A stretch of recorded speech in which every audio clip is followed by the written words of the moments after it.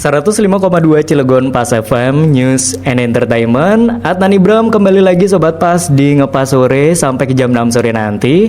Dan seperti yang sebelumnya tadi Adnan Ibram sampaikan, kalau di jam 4 ini kita akan masuk ke ngobrol politik Sobat Pas, yang ini merupakan perdana ya di Pas FM ya, 105,2 Cilegon Pas FM ngobrol politik, karena memang di hari ini di jam 4 Adnan Ibram pun sudah kedatangan nih dari pakar-pakar politik ya yang sudah hadir di studio Pas FM ini. Langsung kita perkenalkan aja Sobat Pas. Di sini sudah ada Bapak Arif ya selaku co-host di ngobrol politik ini. Jangan Bapak, kayaknya udah tua. Oh, jangan Bapak ya Pak. Kang Arif aja. Kang Arif aja. Oke, kalau gitu di sini sudah ada Kang Arif Sobat Pas selaku co-host di ngobrol politik ini yang akan memperkenalkan ya narasumber ya yang sudah hadir di sore hari ini. Ini langsung kita persilahkan saja Kang Arif, silahkan. Baik Kang Ibram, terima kasih. Assalamualaikum warahmatullahi wabarakatuh. Selamat sore buat sahabat Pas ya, tentunya di Kota Cilegon dan Banten pada umumnya.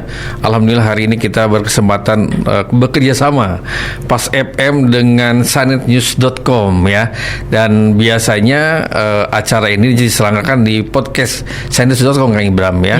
Jadi alhamdulillah saya bersama Kang Aldi mencoba menggagas ini, coba antara podcast dengan on air radio ini disatuin gitu ya. Alhamdulillah saya ditemani sahabat saya, kita ngomong jangan Bapak lah kayaknya udah gitu ya. Pakar politik dan peneliti senior ya, Populi ya. Dan kita sambut Kang Usep S. Ahyar. Kang Usep, sehat Kang Usep? Alhamdulillah. Alhamdulillah. Kalau saya bukan pakar ya, co-host. Pagar. Oke. Iya. Alhamdulillah Pak Kang Usep ini sudah berapa episode ya untuk di podcast menyampaikan tentang politik ya, ilmu politik ke masyarakat kita khususnya yang awam tentang politik. Mungkin Kang Ibram juga sekarang udah mau belajar politik nih Kang Ibram. Di hari-hari detik-detik politik ini kan ya. Mesti paham juga. Saya juga masih belajar Kang Usep ini, dan alhamdulillah berkesempatan kita bareng-bareng di Pas FM sekarang. Dan sebenarnya ada co-host lagi nih, ada Mas Cahyo juga, ada teman-teman dari Sanet juga yang seharusnya sama-sama di sini kan gitu. Kang Usep silakan untuk memperkenalkan diri dulu sebelum kita panjang lebar membahas politik ya di Pas FM ini. Silakan Kang Usep. Assalamualaikum warahmatullahi wabarakatuh. Waalaikumsalam warahmatullahi wabarakatuh. Terima kasih, saya perdana di Pas FM ini, tapi sebelumnya itu di berbagai radio di Banten saya kira saya sering menjadi narasumber tentang politik, bincang-bincang politik. Wah, jadi udah ngekaku lagi sih. Sudah berhubungan biasa, ya, dengan mic dan handphone gitu ya. Ya. Lalu kemudian tadi kata Mas Arif itu tadi ini adalah acara yang dipindahkan sebenarnya dari podcast kami yang di Sanet. Jadi bincang politik ini kita udah sekitar 8 atau 9 episode ya. Ya, walaupun sebenarnya ya ngobrol-ngobrol ringan lah tentang politik. Disebut ngopi, ngobrol politik. Ngobrol politik. Tapi nggak ada ngopinya ini ya. Gimana nih Pak Paibul? Paibul juga kayaknya suka ngobrol politik ini kan. Saya nggak ada kopinya ya Pak. Iya. Oh, nanti kita mesti bawa kopi soalnya. Ini kode soalnya ini ya.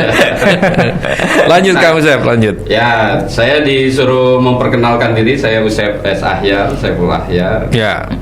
Jadi saya sehari-hari menjadi peneliti di Populi Center, peneliti senior. Mungkin Populi Center ini adalah satu lembaga di Jakarta, di Jakarta yang sering melakukan riset-riset opini publik. Jadi antara lain ya tentang kebijakan-kebijakan publik atau hal-hal lain ya, kalau kita sering disebut lembaga survei gitu, tapi sebenarnya tidak hanya survei itu hanya satu metode. Tapi kajiannya lain itu banyak ya, ada politik, ada kebijakan, dan itu juga salah satu metode di antara metode-metode yang lain. Misalnya adalah metode-metode kualitatif gitu. Ya, kami juga aktif ya menuliskan gagasan berupa buku atau opini-opini lain gitu. Yep. Itu di Jakarta. Saya di sini juga dosen Di mana? di salah satu universitas di Serang. Oh, di Serang ya. Gitu. Jadi Nggak apa sebutin nggak ada tet. Nggak Bebas, dibayar. Pak. Iklan nggak dibayar. nah, tak kira suruh lobby dulu ke. Iya. Saya ngajar ekonomi politik, ngajar kepemimpinan, ngajar manajemen strategis dan lain sebagainya. Jadi memang yang menyangkut itu karena latar belakang saya memang kebetulan dari yang dekat dengan politik ya, ilmu sosial ya. Jadi kelompok itu saya sosiologi S1 di UNSUR, S2 di UI gitu. Masya Allah. Jadi dan banyak diminta pengamatannya tentang politik terutama ya. Apalagi menjelang pemilu seperti ini atau pilkada seperti ini, saya kira banyak masyarakat yang membutuhkan mungkin semacam gambaran apa itu politik dan lain sebagainya. Yang sesungguhnya ini diperlukan sebenarnya Mas Arief dan teman-teman itu dalam kerangka membawa masyarakat ini ke arah politik yang lebih rasional gitu. Kan perilaku politik itu selama ini kan jadi kalau kita gambarkan boleh ya? Ya, jadi kalau boleh ini belum ke dagingnya ya. Daging udah dibahas itu ya. Nggak apa-apa ya. Jadi kalau kita gambarkan misalnya perilaku pemilih itu secara sederhana ya kan bisa dilihat dari sudut pandang sosiologis. Lalu kemudian yang kedua bisa dilihat dari sudut pandang psikologis dan yang ketiga dari sudut pandang rasional gitu. Nah, kalau orang dari sudut pandang sosiologis gitu, orang kebanyakan memilih antara lain ya di antara pemilih-pemilih itu lebih dari kedekatan sosiologi, sosial kelompok gitu. Jadi orang memilih Mas Arief misalnya karena memang dia mungkin keluarga atau satu suku atau satu agama dan seterusnya gitu kan. Itu pendekatan sosiologis. Jadi itu tidak melihat bagaimana Pak Arief ini akan bekerja nanti di parlemen misalnya kalau dia anggota DPR atau nanti bekerja sebagai bupati atau wali kota kalau itu calon wali kota atau bupati gitu. Nah, kalau yang melihat seperti itu dari visi misi dan cara kerja, strategi dan seterusnya yang digunakan oleh Pak Arief itu masyarakat yang memang pemilih rasional jadi voter behaviornya itu pemilih perilaku pemilih rasional gitu, orang lebih, dan itu kan masih jauh gitu. Kalau di Indonesia ini kan masih sedikit gitu orang memilih karena memang faktor-faktor rasional itu. Lebih kebanyakan yang sangat bekerja itu faktor sosiologis atau faktor emosional, kedekatan emosional, perspektif psikologis itu. Jadi kedekatan emosional, dia datang ke pemilih lalu kemudian ngobrol, pendekatan.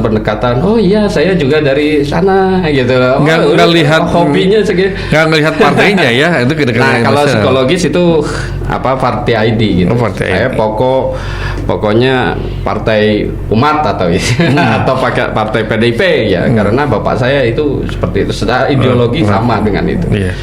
Nah, memang kalau strategi politik yang seperti itu ya dalam konteks kepartaian saat ini memang akhirnya menjadi membosankan gitu, terutama bagi anak-anak muda gitu. Jadi harus dibawa kalau menurut saya, karena ini juga menjadi kewajiban dari partai politik untuk melakukan edukasi ya, voter education gitu. Jadi mendidik masyarakatnya agar masyarakatnya itu juga dibawa ke arah-arah yang lebih rasional gitu. Jadi kalau datang ke konstituen itu harus diuji apa visi misi dia, apa yang akan dikerjakan nanti jika terpilih gitu. Jangan lupa ini para pendengar ya, ini kalau kita salah memilih itu, orang yang terpilih itu nanti akan membuat kebijakan-kebijakan yang akan mengikat kita. Itu kan persoalannya. Ya, misalnya orang yang bodoh, mohon maaf ya, misalnya orang yang tidak punya kecakapan, tidak ada yang bodoh lah sebenarnya. Tadi tidak punya kecakapan dalam hal, ya kalau ada anggota DPR itu kan dalam hal legislasi, dalam hal penganggaran, dalam hal melakukan pengawasan kepada DPR misalnya, itu terpilih, lah nanti dia akan membuat kebijakan-kebijakan yang memberatkan kita. Ya.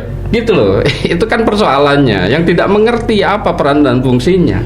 Justru dia itu harusnya mewakili dari aspirasi rakyat itu, dan harus punya kecakapan. Kalau tidak punya kecakapan, saya kira itu kan bencana lah bagi kita.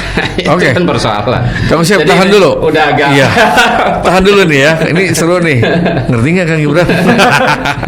Tahan dulu. Ini sebenarnya belum masuk ke dalam tema yang sesungguhnya ya, gitu ya. Jadi itu basic dari politik itu sudah disampaikan oleh Kang Usep, luar biasa ya.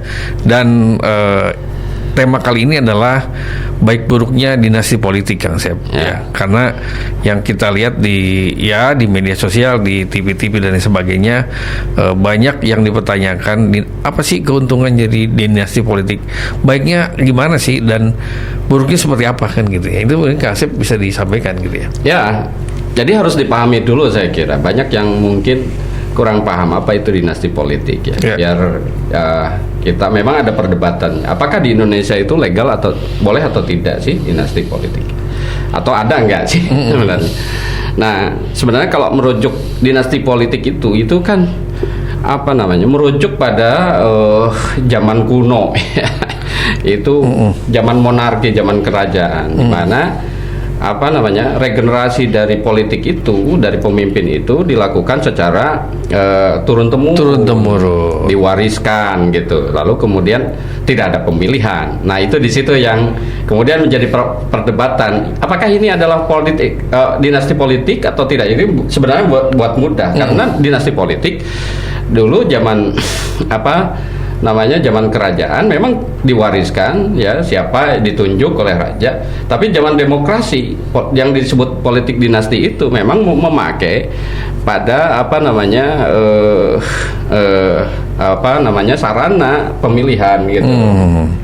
Nah, ya untuk memudahkan, tapi sebenarnya pasnya ada seorang bukan politisi, tapi pakar politik yang mengatakan itu new patrimonialism gitu, di mana politik itu berbasis pada atau ditentukan oleh penguasa yang sedang berkuasa saat itu gitu ya. Misalnya bapaknya sekarang atau ibunya yang sedang berkuasa, lalu kemudian memakai sarana pemilihan umum, lalu kemudian mengatur agar pengganti dia adalah keluarganya gitu. Menduduki pada itu. Nah, itu ya new patrimonialistik gitu ya. Tapi ya lazim kita sebut sebagai dinasti politik, walaupun dinasti politik tidak seperti zaman kerajaan. Dia memakai sarana pemilihan, tapi pemilihan itu diatur sedemikian rupa ya, dari mulai penguasaan partai dan lain sebagainya, agar anaknya lah atau keluarganya yang menggantikannya. Tapi itu sah-sah saja sebenarnya kan? Dalam undang-undang itu dulu sempat di tahun 2016 atau 2015 itu sempat diatur bahwa seorang calon itu tidak boleh menduduki jabatan yang ada hubungan kepentingan dengan kepala daerah yang sedang menjabat gitu ya, misalnya anak atau ibu atau bupati atau dalam satu provinsi ini. Tapi kemudian MK itu menggagalkan atau menghapus itu. Ada yang menuntut ke MK, menggugat ke MK, lalu kemudian diterima gugatan itu karena didasarkan pada hak asasi manusia. Semua orang mempunyai hak politik. Untuk menduduki jabatan tertentu dicalonkan ya, asal memenuhi syarat umur ya. Lalu kemudian itu menjadi tidak masalah. Jadi tidak ada terma dinasti politik itu dalam konteks yang lebih kultural sebenarnya. Bahwa ada sebagian sebagian kepala daerah atau bahkan di Indonesia ini yang kemudian turun temurun gitu. Kayak di Banten misalnya bupati gubernurnya nanti siapa, lalu kemudian di bawahnya adalah keturunan dari. Ya sebenarnya tidak ada dalam konteks hak politik, dalam demokrasi tidak ada masalah. Itu kan hak politik. Cuman kan persoalannya di Amerika juga terjadi. Lalu kemudian di Filipina terjadi. Cuman persoalannya itu kalau di Amerika misalnya ada George Bush satu, lalu kemudian ada George Bush Junior yang jadi presiden. Itu kan di di masyarakat yang kemudian rasionalitasnya tinggi gitu. Jadi tidak berdasarkan ini siapa, anaknya siapa, layak atau tidak kan? Iya, layak atau tidak. Nah, sementara tadi seperti saya katakan dalam konteks perilaku pemilih, ini kebanyakan hubungan-hubungan emosional itu masih dilihat gitu. Jadi orang melihat, oh ini Gus, oh ini tuh bagus, oh ini ratu, oh ini gitu. Jadi ini anaknya siapa? Ya, jadi kalau saya masyarakat pun harus cerdas memilah antara dinasti politik kekuasaan dengan dinasti politik. Contoh misalkan ini politik itu saya nih contoh Partai A misalkan, anak saya dan keluarga saya mesti Partai A, itu masuk ke dinasti politik bukan? Ya sebenarnya ya kan tidak ada larangan. Tidak ada larangan sebenarnya gitu. Tapi itu ya dalam konteks patrimonialisme atau monalistik kita itu dinasti politik gitu. Karena itu akan persoalannya di Indonesia yang belum rasional itu moderatnya banyak gitulah. Itu kan persoalannya. Gitu. Misalnya banyak di antara kasus-kasus di Indonesia ya kepala-kepala daerah yang bapak dan anak atau dalam satu keluarga itu ada kekuasaan menjabat misalnya itu terjadi korupsi yang luar biasa sehingga tidak ada kontrol dari bawahnya atau dari bayangkan anaknya si A kan gitu ya. Bayangkan ya misalnya kalau ibu menjadi gubernur lalu kemudian ketua DPRD-nya adalah anaknya gitu atau mantunya atau lalu kemudian yang memegang yang di yudikatif juga kerabatnya, apa yang terjadi? Tidak ada itu yang namanya pengawasan. Controllingnya nggak ada. Ya gitu. Lalu kemudian selain itu juga misalnya merit system itu tidak berjalan ini. Merit system itu artinya birokrasi yang didasarkan pada profesionalitas. Siapa yang punya kerja bagus, profesional, dialah yang menduduki jabatan tertentu. Itu kan persoalannya. Misalnya di partai nih, karena saya ketua partai. Partai mana? Ya, kalau saya kan pengamat politik. Oh iya. Kalau saya ketua partai misalnya, maka yang akan diajukan untuk menjadi calon utamanya ya anaknya, kalau ada anak di situ, itu saya. Ya dalam demokrasi sah ya. Tapi kemudian itu menghalangi secara kultural, misalnya merit system tadi. Harusnya ada orang yang memang berkompeten dalam itu. Tapi disalib oleh anaknya ketua partai. Nah itu yang kemudian itu bahaya dari soal dinasti politik dinasti itu. Setuju. Apalagi di masyarakat, sekali lagi masyarakat yang masih feodal, masyarakat yang masih patrimonialistik hubungannya, patron klien gitu kan, ya kan tidak setara hubungannya. Di kita itu kan banyak ya orang pandangan-pandangannya tergantung pada seseorang figur. Ya itu kan patron klien itu hubungannya kan gitu.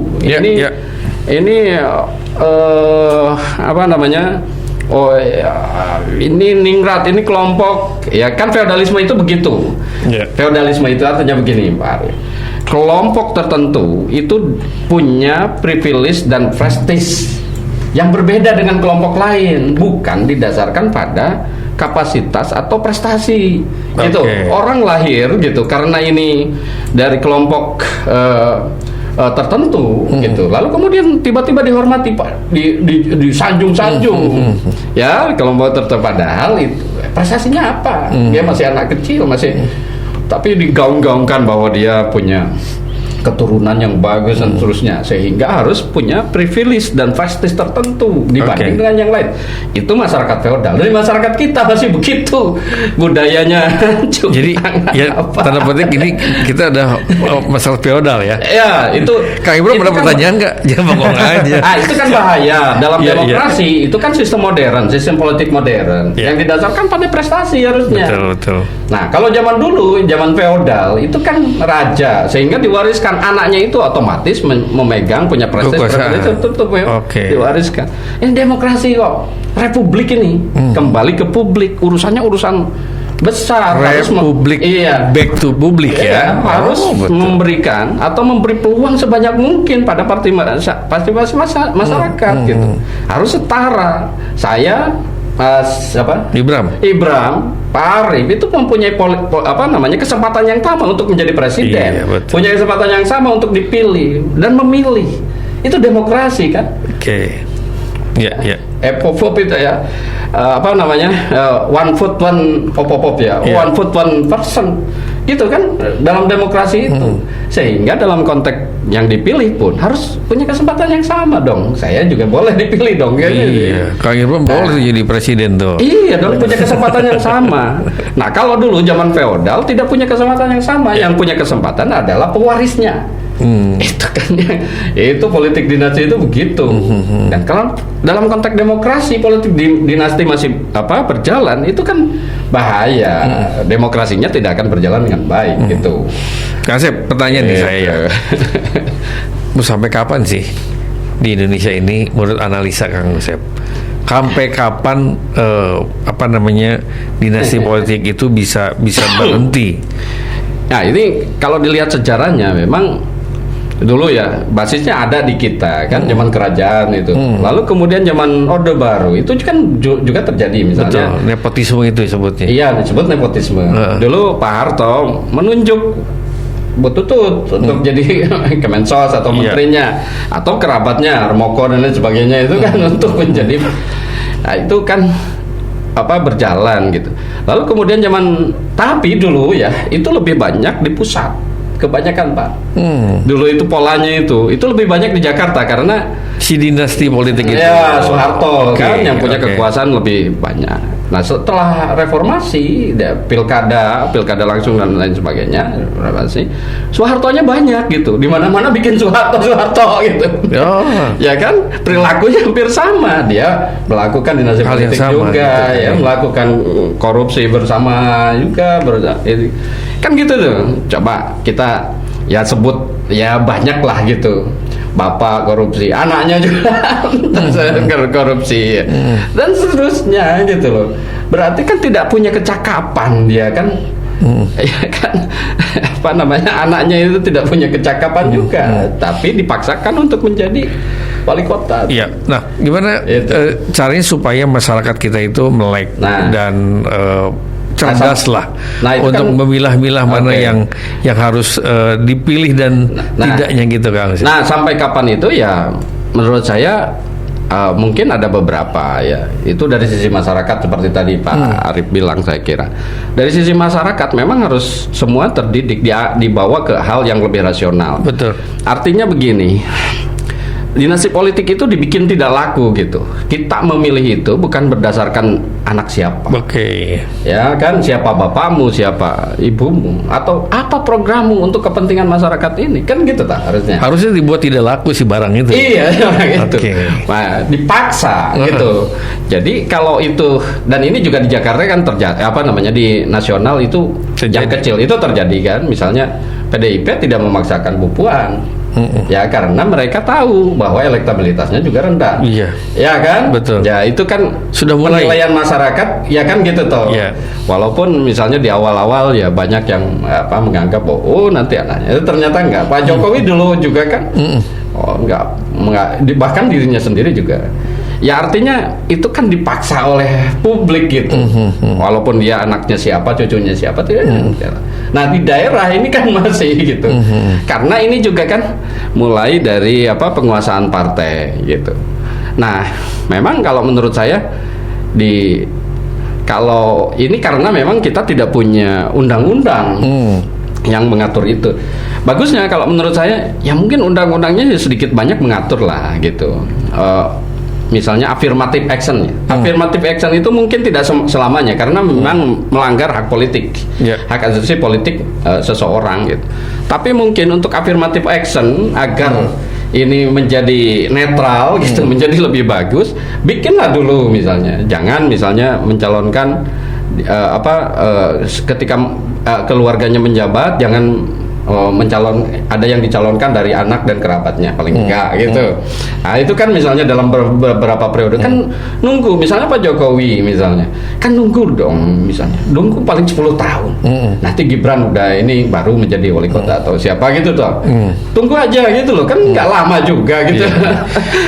Oke, Kang Usep, selain meneruskan kita menunggu, kita dengarkan iklan berikut ini. Ya, kembali bersama Ngobrol Politik bersama saya Kang Arif dan narasumber kita Kang Usep S. Tahyar ya. Tadi sudah panjang lebar tentang dinasti politik ya. Sekali lagi bahwa saya dapat benang merahnya bahwa kembali ke kita, ke masyarakat, bahwa kita harus melek, harus cerdas, harus tahu tentang politik gitu. Termasuk Kang Ibram nih, ya, jangan nge-host aja ya. Jadi harus tahu juga ya.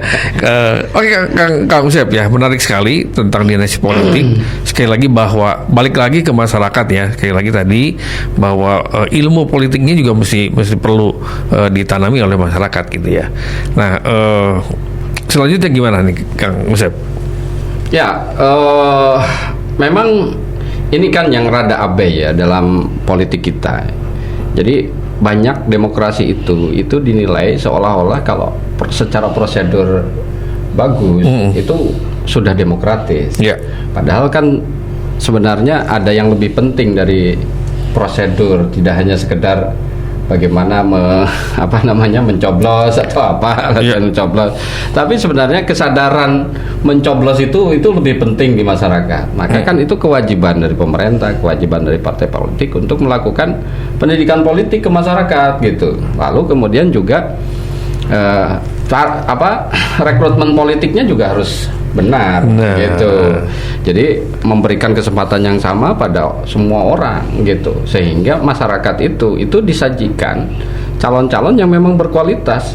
Calon-calon berkualitas, betul. Gitu loh. Setuju. Nah itu kan yang ini menjadi persoalan-persoalan ya, Islamnya. Nah dinasti politik kalau itu seringkali mengganggu pada proses rekrutmen gitu. Ya itu efeknya ke situ ya. Perkaderan, rekrutmen politik. Orang juga malas nanti yang terpilih ya dari dinasti itu aja gitu. Makanya kemudian karena partainya itu juga biasanya mereka sudah kuasai terlebih dahulu. Itu motif-motifnya. Sehingga sekarang misalnya dari beberapa partai ini itu kan dikuasai oleh keluarga ya dari partai-partai itu yang ada, sehingga mekanisme-mekanisme yang disebutkan dalam undang-undang ya rekrutmennya itu harus terbuka dan demokratis itu tidak berjalan. Tapi siapa yang dekat dengan penguasa partai itu? Nah yang paling dekat kan yang paling mudah adalah partai politik itu. Nah tapi itu sekali lagi MK itu merevisi ya undang-undang untuk membatasi tentang pencalonan ya atau menduduki jabatan yang didasarkan atau yang sumbernya itu dari keturunan yang sudah atau dari kerabat, itu kan politik kekerabatan dari kerabat yang sedang menjabat gitu. Itu menolak karena argumentasinya adalah karena hak asasi politik dari semua orang gitu. Maka ini kan sebenarnya secara undang-undang tidak ada yang melarang itu gitu. Nah, karena di luar itu juga begitu. Karena mengagungkan soal hak asasi manusia. Cuman kan persoalannya itu tadi di kita kesadaran politik masyarakat itu kan masih patron klien, masih tidak terlalu peduli, tidak terlalu concern terhadap persoalan politik. Kadang-kadang di masyarakat itu ketika memilih, mereka bukan memilih programnya, tapi memilih berapa uang ya. Kadang-kadang gitu. Iya. Berapa atau ketemu enggak. Jadi faktor-faktor emosional lebih dominan gitu. Sehingga akan mudah dinasti politik itu bekerja gitu loh. Oh, ini anaknya pejabat ini dulu itu berhasil, maka kalau anaknya memegang maka akan misalnya, oh ini anak presiden, ini mantu presiden, maka kalau menjadi wali kota atau menjadi bupati kepala daerah, maka negaranya atau provinsi itu akan maju karena gitu. Padahal kita belum menguji apakah dia punya kecakapan atau enggak, punya visi misi yang baik atau tidak. Itu kan yang harus diuji. Betul. Maka kalau menurut saya ya salah satunya itu adalah membawa masyarakat ini ya dididik bersama-sama ya dengan cara macam-macam itu. Bahwa kalau memilih seseorang, menempatkan seseorang menjadi pejabat baik legislatif ataupun eksekutif, itu punya akses yang banyak terhadap masyarakat itu selama 5 tahun itu. Ketika Anda salah dalam memilih orang untuk menempatkan jabatan tertentu itu, maka 5 tahun menjadi bencana atau 10 tahun menjadi bencana. Itulah yang menurut saya. Nah, memang karena MK merevisinya, ya akhirnya kita masih kita mengharapkannya pada kesadaran masyarakat dibawa ke arah masyarakat yang lebih rasional. Nah, walaupun saya sebenarnya agak setuju sedikit tentang pembatasan, ada aturan-aturan tentang pembatasan-pembatasannya. Demokrasi itu kan membuat pembatasan-pembatasan juga agar seorang tidak menjadi totaliter gitu kan. Makanya kan 2 periode, ya kan? Jangan lebih dari 2 periode dia menjabat. Itu kan membatasi orang agar tidak abuse of power gitu, tidak menyalahgunakan kekuasaan. Karena kalau terlalu lama dia menjabat, tentu karam pasti gitu. Orang terlalu lama gitu. Walaupun mungkin orang orang ini bagus gitu, tapi terlalu lama dan terlalu berkuasa, jadi kecenderungan menyalahgunakan kekuasaan juga ada. Itu yang kemudian pembatasan-pembatasan dalam demokrasi itu untuk mencegah agar kekuasaan itu hanya bisa diakses oleh kelompok-kelompok tertentu gitu. Nah, dulu kan kalau ya kekuasaan yang model-model itu elitis itu ya disebut elitis atau oligarki atau autokrasi. Itu kan model-model kekuasaan yang dikuasai oleh satu kelompok tertentu, bisa berdasarkan materi gitu. Orang kaya saja yang berkuasa nih.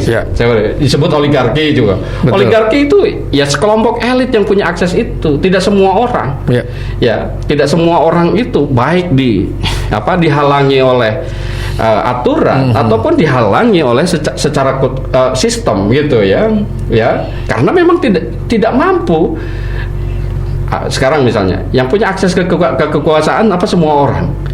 Ya mungkin tidak semua orang. Sistemnya dibikin seolah-olah bahwa semua orang boleh mencalonkan diri, semua orang boleh menjabat menduduki jabatan presiden, semua orang boleh berhak untuk tapi faktanya semua orang atau enggak? Ya kan gitu.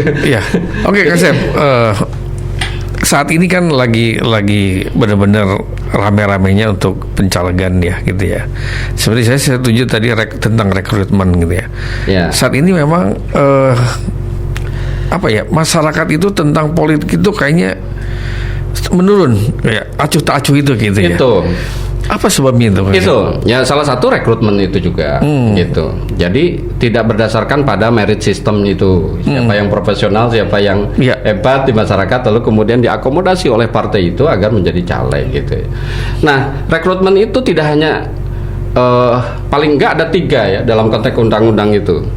Satu, untuk menjadi anggota partai politik, yang kedua untuk menjadi pengurus partai politik, yang ketiga untuk menduduki jabatan tertentu baik eksekutif ataupun legislatif, dan semuanya itu adalah partai. Yang perseorangan itu hanya DPD gitu. Tapi semuanya itu peran partai politik menyiapkannya baik menjadi jabatan eksekutif atau legislatif. Walaupun ada independen, tapi itu kan kecil sekali itu. Nah, yang kedua menjadi pengurus partai politik, yang ketiga menjadi anggota politik. Dan itu harus dilakukan semuanya, yang 3 itu, Pak Arif, itu dalam undang-undang digariskan harus secara terbuka dan demokratis. Terbuka dan demokratis itu dari mulai rekrutmen. tidak hanya rekrutmennya, kan ada nominasi. Jadi membikin aturan, syarat-syarat siapa yang akan direkrut itu harus terbuka, didebatkan dengan publik. Tapi saya setujunya dengan independen ya. Jadi harapannya nih, saya sempat berpikir bahwa gimana kalau rekrutmen pencalonan itu bukan dari partai gitu loh. Ya. Mengakomodir, tapi dari independen yang nanti mereka memilih partai mana yang menurut dia ini gitu kan. Sekarang kesannya dipaksakan gitu loh Kang Asep ya. Betul kalau saya salah nih ya. Kesannya dipaksakan, masuk parlemen juga dipaksakan, akhirnya hasilnya juga seperti tadi Kang Asep, bencana 5 tahun kan begitu. Misalnya beginilah, itu apa namanya, kenapa rekrutmen itu harus dikritisi. Lalu kemudian proses-proses pemilu itu yang prosedural. Kita lihat hasilnya. Kita lihat hasilnya deh. Gitu, yang paling mudah untuk mengevaluasi apakah pemilu kita itu sudah betul-betul mengarah pada pemilu yang sejati, yang demokratis sejati, atau mengarah pada demokrasi yang cacat. Lihat aja hasilnya. Misalnya di DPR RI lah, saya melihat ya, dan itu ada datanya. Itu setengah dari anggota DPR itu pengusaha, Pak, orang kaya. Setengah itu, apa? Betul. Iya gitu. Yang jadi itu yang orang kaya justru ya gitu. Lalu kemudian dari sisi umur itu banyak yang tua, incumbent, anak mudanya tidak banyak diwakili. Sementara kalau melihat struktur penduduk dari masyarakat, itu kan petani misalnya harus ada yang mewakili, nelayan harus, dari struktur masyarakat yang banyak itu kan hasilnya. Lalu kemudian misalnya kepala daerah, berapa banyak yang ditangkap karena korupsi? Betul. Ya kan? Betul. Lalu kemudian komitmen terhadap pemberantasan korupsi juga rendah. Itu kan menjadi evaluasi kita terhadap demokrasi kita yang saya sebut tadi, bahwa demokrasi kita itu secara prosedural memang bagus, tapi secara substansi ya, betul-betul kebebasan politiknya dijamin dan lain sebagainya. Semua orang mempunyai akses yang sama terhadap politik ini kan masih pertanyaan, masih perlu kerja keras gitu. Ya memang secara prosedur mungkin ya, tapi hal-hal kayak gitu itu kan secara substansi dipertanyakan kan. Bupati banyak atau gubernur banyak yang atau wali kota banyak yang ditangkap, komitmen politiknya, betul. korupsinya juga. Oke, Kang Asep, ini 15 menit terakhir nih, kan Kang Asep ini pakar nih ya. Jadi sampaikan ke masyarakat tentang ini tentang edukasi nih. Sekarang nih momennya edukasi nih ke masyarakat ya. Bagaimana sih menjadi masyarakat politik yang baik gitu loh. Masyarakat politik yang baik, yang rasional, Pak. Ya, silakan ke sahabat pendengar Pas TPS pendengar gitu ya. Silakan Kang Asep. Ya, sahabat-sahabat, saya kira harus disadari bahwa pemilu itu walaupun selama 5 tahun sekali kita diajak untuk melakukan partisipasi, dan itu merupakan prasyarat dari demokrasi.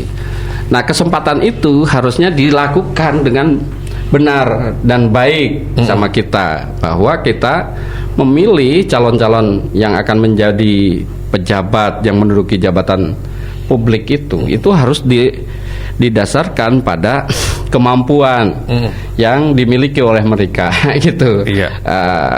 Latar belakang, jejak jejak politik mereka itu harus betul-betul kita lihat agar nanti itu terpilih orang-orang, para politisi, pejabat yang memang cakap untuk melakukan kerja-kerja politiknya atau mensejahterakan rakyat, karena ujung dari demokrasi itu sebenarnya kesejahteraan rakyat gitu. Itu alat saja untuk mensejahterakan rakyat. Ujungnya ke situ ya. Kita lihat misalnya calon-calon ini, apakah misalnya kalau pernah menjabat misalnya, pernahkah dia memutuskan sesuatu atau membuat sesuatu yang menguntungkan rakyat? Misalnya dalam penganggaran, apakah dia pernah memberikan penganggaran yang lebih banyak pada kelompok-kelompok marginal, ataukah hanya berkubang di kepentingan-kepentingan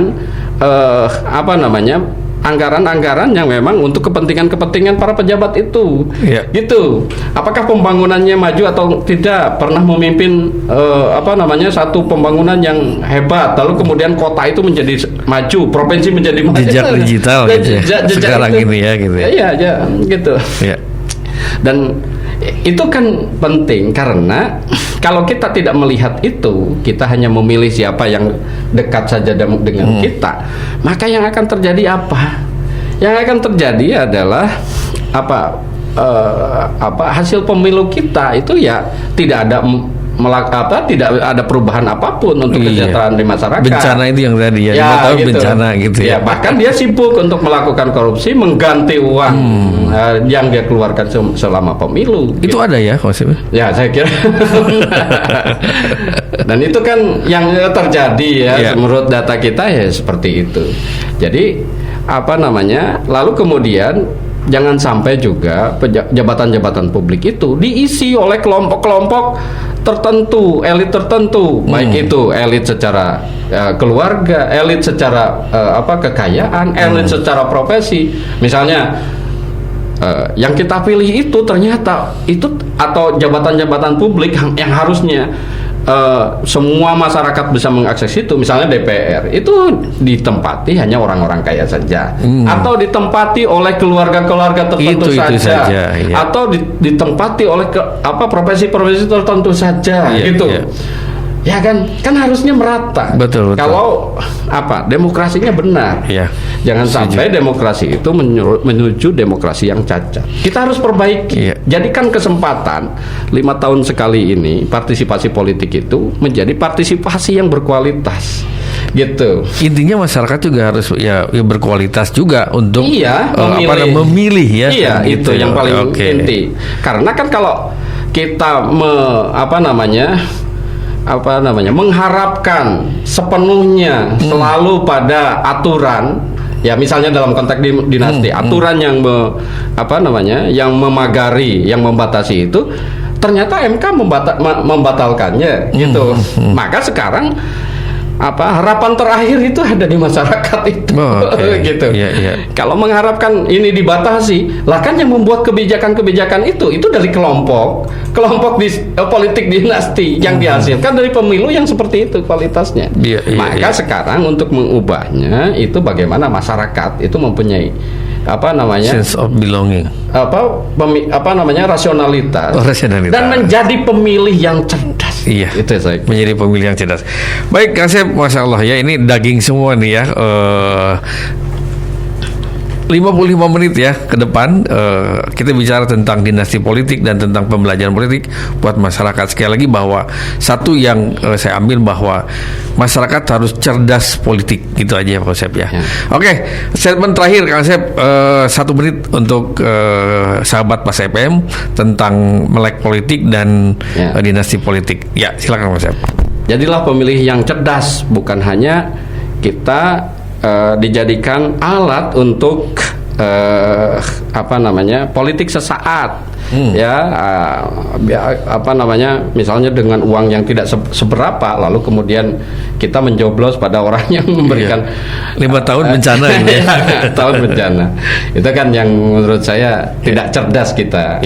Ya, sekali dapat 5.000, dapat 10.000, dapat 100.000 ya, uang habis dalam enggak sehari pun enggak, tapi 5 tahun mereka mengambil keuntungan mengatur-ngatur kita.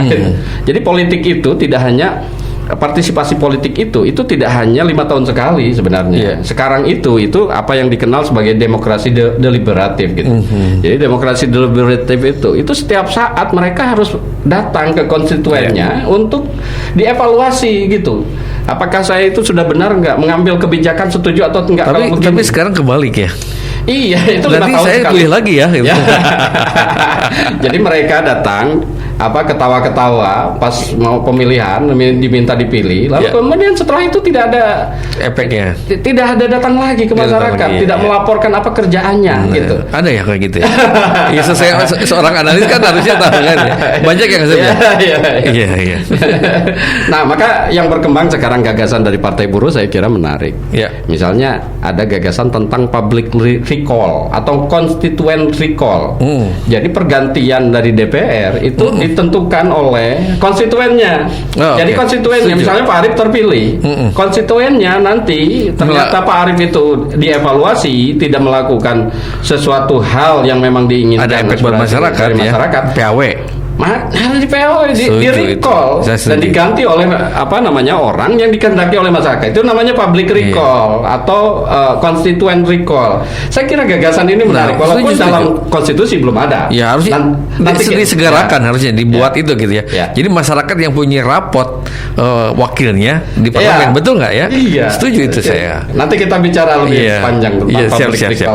Baik, Masya Allah. Daging banget Kang Usep. Terima kasih atas ilmunya luar biasa buat saya pribadi ya untuk tentang politik ini, dan mudah-mudahan juga buat sahabat Pas FM ada sedikit tentang melek politik dan cerdas politik buat masyarakat masyarakat umumnya ya kan gitu ya.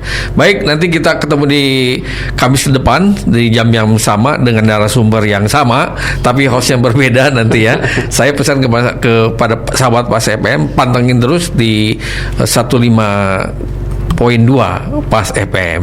Saya Kang Arif dan Kang Usep Estahyar. Ucapkan terima kasih. Assalamualaikum warahmatullahi wabarakatuh. Salam.